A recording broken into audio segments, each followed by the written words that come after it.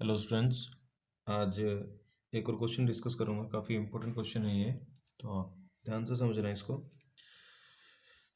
इसमें क्या है, find the electric field in all the regions of a uniformly charge thick dielectric slab of thickness 2D and also draw d e versus x graph. Right.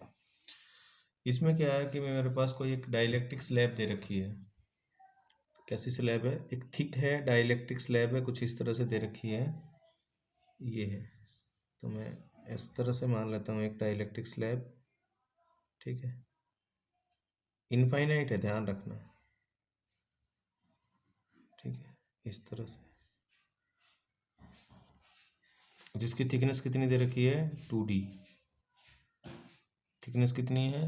2D है। और uniformly charge का मतलब क्या है कि पूरी की पूरी में कैसा है, मान लो पॉजिटिव चार्ज है। डेंसिटी कितनी दे रखी है? रो। ठीक है,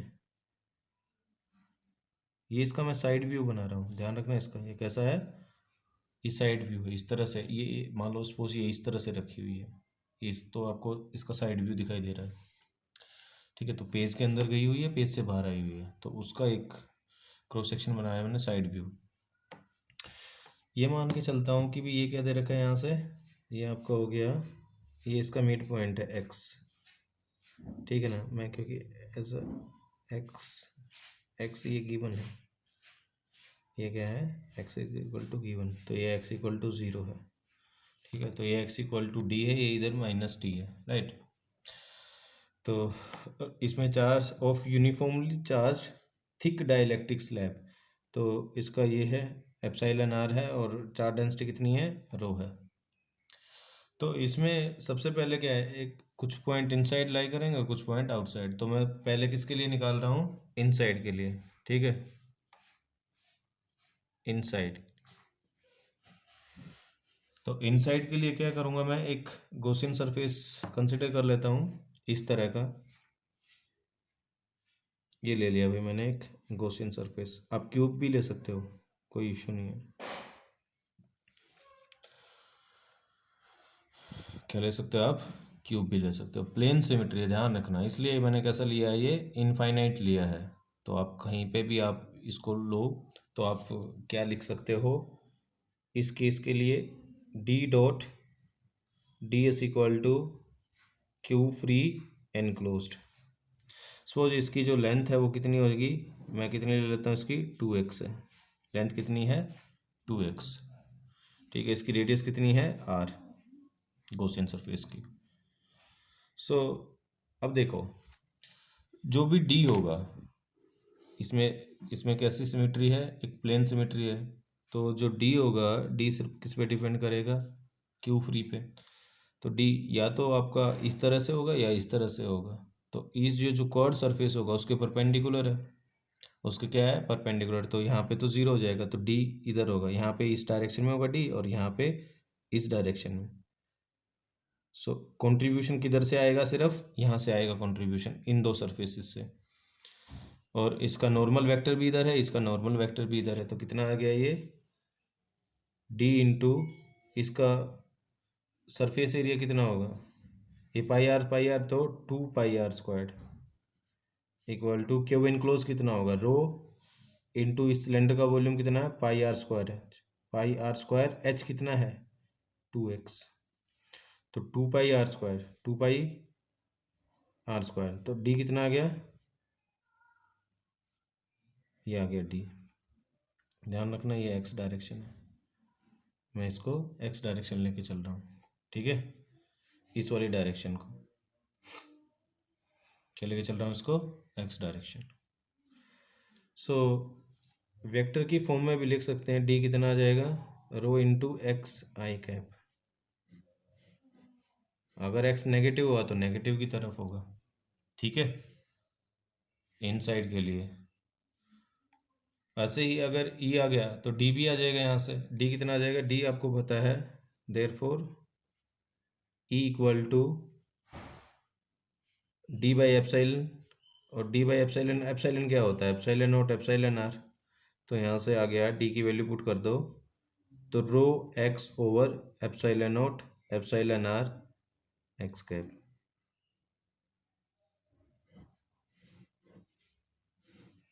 तो मेरे पास ये आ गया।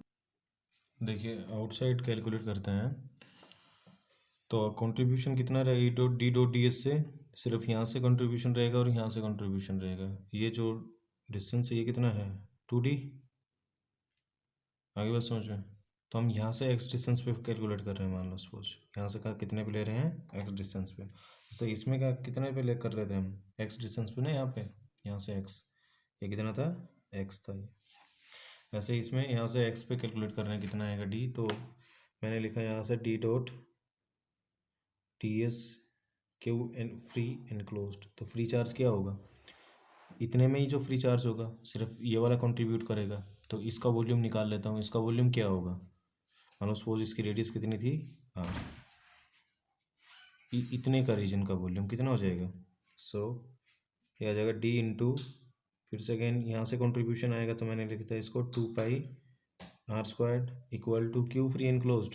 तो क्यू फ्री एनक्लोज कितना होगा, चार्ज डेंसिटी इंटू इसका वॉल्यूम कितना होगा, πr²। एच कितना है, 2D, एच कितना है यहाँ से 2D। तो फिर से अगेन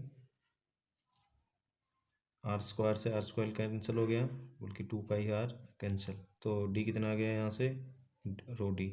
सो यहाँ से e कितना आ जाएगा, e इक्वल टू, अब ये बार वैक्यूम है, यहाँ पे कैसा है, ये बार वैक्यूम है, तो यहाँ से कितना आ जाएगा ये d बाई एप्साइलन, और ये एप्साइलन कितना होगा, वहाँ पे एप्साइलन नॉट ही होगा क्योंकि वैक्यूम के लिए एप्साइलन आर कितना होता है 1। सो ई आ गया मेरे पास rho D over epsilon naught, rho D by over epsilon naught इस पे। तो यहाँ पे इलेक्ट्रिक फील्ड की डायरेक्शन भी यही होगी, इधर इस साइड। अच्छा यहाँ पे जब देखेंगे तो यहाँ पे क्या आएगा, नेगेटिव आएगा, ध्यान रखना। यहाँ पे क्या, किस डायरेक्शन में आएगा, इस डायरेक्शन में, अगर वेक्टर फॉर्म में लिख रहा हूँ मैं तो। समझ में आ रही बात। तो मैं यहाँ पे ग्राफ भी ध्यान रखना, तभी जो इनसाइड था इस पॉइंट पे इलेक्ट्रिक फील्ड ऐसे था इस डायरेक्शन में, और इससे इधर इस डायरेक्शन में था, ठीक है, ध्यान रखना। Opposite x equal to x greater than zero के लिए जो फील्ड है वो उसकी डायरेक्शन क्या रहेगी, आई कैप में, और एक्स लेस देन जीरो के लिए कहाँ पे रहेगी, माइनस एक्स डायरेक्शन में। आगे बात समझ में। यानी जो इलेक्ट्रिक फील्ड है वो किस डायरेक्शन में रहेगा, I cap for X greater than zero, और किस में रहेगा, माइनस आई कैप में for X less than zero. X zero रहेगा, इलेक्ट्रिक फील्ड कितना है, ज़ीरो, किस पे, एक्स इक्वल टू ज़ीरो पे, ध्यान रखना। यानी e equal to zero at x equal to zero. तो मिड पॉइंट पे अगर पूछना चाहे तो इलेक्ट्रिक फील्ड कितना हो, ज़ीरो, क्योंकि यहाँ पे ज़ीरो पुट कीजिए आप तो ज़ीरो आ जाएगा, ठीक है। तो जब मैं ग्राफ प्लॉट करूँगा तो कैसा ग्राफ बनेगा, इसमें देखिए कुछ इस तरह का ग्राफ बनेगा। पहले तो ये प्लॉट कर लेता हूँ मैं यहाँ पे। अच्छा एक बार देखिए यहाँ पे जो फील्ड है ये कैसा फील्ड आ रहा है, यूनिफॉर्म। कैसा है, इसका मैग्नीट्यूड क्या है, एक्स पे डिपेंड नहीं कर रहा ना, इंडिपेंडेंट ऑफ एक्स। ये कैसा है, इंडिपेंडेंट ऑफ एक्स। ये एक्स इक्वल टू डी है और ये x equal to minus d है। तो देखिए जीरो से लेके जब एक्स डी तक जाएंगे, जीरो से लेके x D, x greater then है तो एक्स की डायरेक्शन पॉजिटिव रहेगा फील्ड, और लीनियरली वेरी करेगा किसके साथ, डी के साथ, सॉरी एक्स के साथ। तो कितना जाएगा, इस तरह से जाएगा ये, ठीक है। और जैसे ही एक्स इक्वल टू डी होगा तो कितना बन जाएगा, ये रो डी, ये जो वैल्यू होगी ये कितनी होगी, मैं यहाँ पे लिख देता हूँ, ये वैल्यू कितनी होगी, rho D over epsilon not epsilon R. और जैसे ही आउटसाइड हुए तो आउटसाइड पे यहाँ पे आ जाएंगे, आउटसाइड में फील्ड कितना होगा, रो डी बाई एप्सिलॉन नॉट, ध्यान रखना कितना है, बाई एप्सिलॉन नॉट। तो ये क्या होगा, ये कम होगा ना। देखिए कितना होगा, जब हम आउटसाइड से अप्रोच कर रहे हैं तो फील्ड कुछ स्ट्रेट लाइन जाएगा इस तरह से, और कितना होगा, रो डी बाई एप्सिलॉन नॉट, तो ज़्यादा ही होगा रो डी बाई एप्सिलॉन नॉट। तो क्या होगा, यहाँ पे फील्ड कुछ यहाँ से चलना स्टार्ट करेगा। क्यों, क्योंकि आउटसाइड फील्ड कितना है, rho D by epsilon naught, ये कितना है, rho D by epsilon not.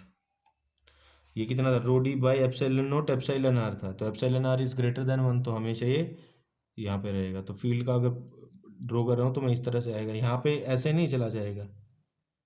समझ में आया ना। हाँ, अगर ये डाइलेक्ट्रिक नहीं होता तो क्या होता, यहाँ से आता है ये हम पहले भी कर चुके हैं एक बार डिस्कशन। तो फील्ड कैसा है, एक्स इक्वल टू डी पे डिसकंटिन्यूस है। फील्ड कैसा है, डिसकंटिन्यूस इलेक्ट्रिक फील्ड, ये ई है और ये एक्स है। फिर से अगेन ये ऐसे ही नेगेटिव डायरेक्शन में चला जाएगा एज इट इज़ इस तरह से, और दूसरा कहाँ से चलेगा, इस तरह से। सो नेगेटिव हो जाएगा ये, ठीक है। तो इस तरह का ग्राफ आपके पास आएगा, ये टोटल ध्यान रखना, ये फील्ड कैसा है, डिसकंटिन्यूस। अच्छा, जो डी होगा ना, डी कैसा रहेगा, डी हमेशा कंटिन्यूस रहेगा। डी को प्लॉट करके चेक करके देख लो, डी की वैल्यू क्या आ रही होगी, सेम आ रही होगी डी के लिए, रो डी।